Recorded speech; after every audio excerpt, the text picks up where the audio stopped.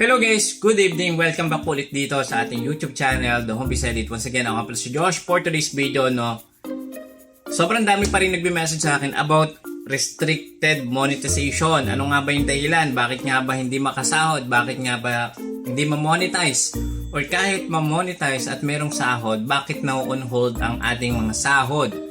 Okay guys, pag-usapan ulit natin ito, pero bago natin ituloy ito, don't forget to subscribe, click the notification bell para pag may mga updated video tayo, hindi po kayo mahuhuli sa mga bagong upload. So, katulad po ng isang creator na ito, so nagkaroon siya ng unoriginal content, and then, ang affected dito guys, yung kanyang Reels overlay, tsaka yung stream ads. Sa stars, wala namang problem. Pero kapag unoriginal content guys, ito yung updated version ng algorithm at the same time ng policy ni Facebook, Once meron tayong mga in-upload na video na merong mga copyrighted music or yung mismong clips ng movie, ito yung mga karaniwan guys na nakikita ko, para dumami ang video views, para dumami ang followers, para dumami interactions or yung likes, follow, and then yung reactions na tinatawag.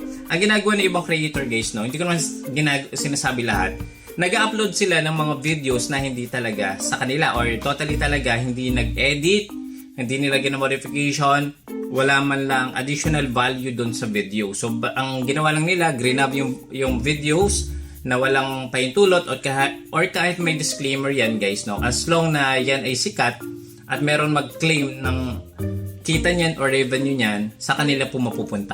Okay? So, yun, unoriginal content, automatically, pag unoriginal content, pwedeng music, pwedeng video, pwedeng captions, or yung status, or kahit ano pa man yan, may mga logo, trademark na kasama doon sa video. Affected po ang inyong monetizations.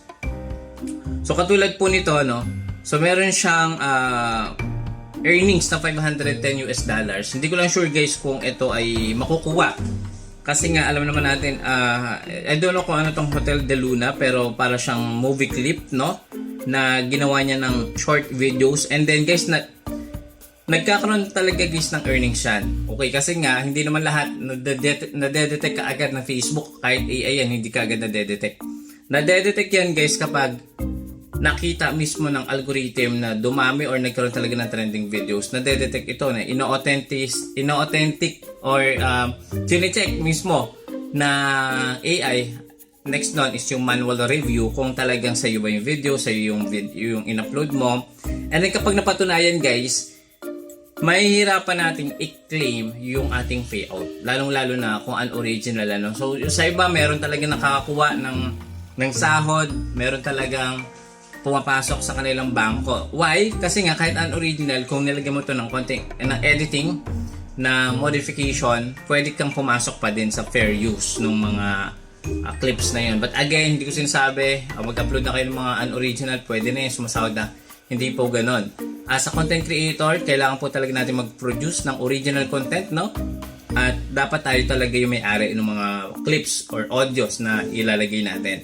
So, ito is malinaw na 50-50 yung chance na makukuha yung sahod. So, ang dami nag-message sa akin about sa earnings, kung paano daw tayo na nakuha yung mga na-guide natin dati. So, sabi ko is long process, long appeal ang kailangan dito. Kailangan nating i-double check yung mga settings, yung details, pati yung mga video upload mo kung meron ba talaga na dapat i-delete or i-take down.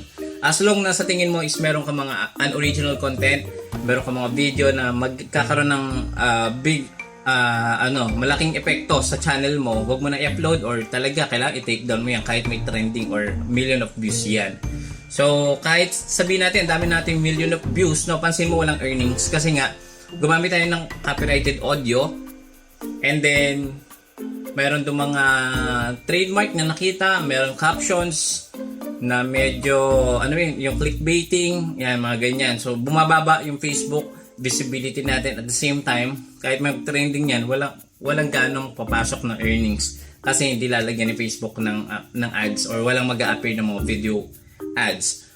So, ganun pa man, guys, please take note, please remember, as a content creator, kailangan natin mag-upload ng original content, original video, and kung tayo is sa tingin mo, magre-review ka ng mga video, kailangan natin ng modification or editing. So, kailangan na natin matuto kung paano mag-edit, paano maglagay ng clips, paano maglagay ng sound effects. Meron po tayong mga tools yan like Canva, CapCut, KineMaster. So, pag-aralan nyo yung mga basic editing applications, no? Para at least meron kayong may ilalagay na additional na bago or sangkap dun sa mga video na yun. So, yun lang guys. Thank you so much for watching. Don't forget to follow, subscribe to my YouTube channel para updated po kayo palagi. Bye-bye!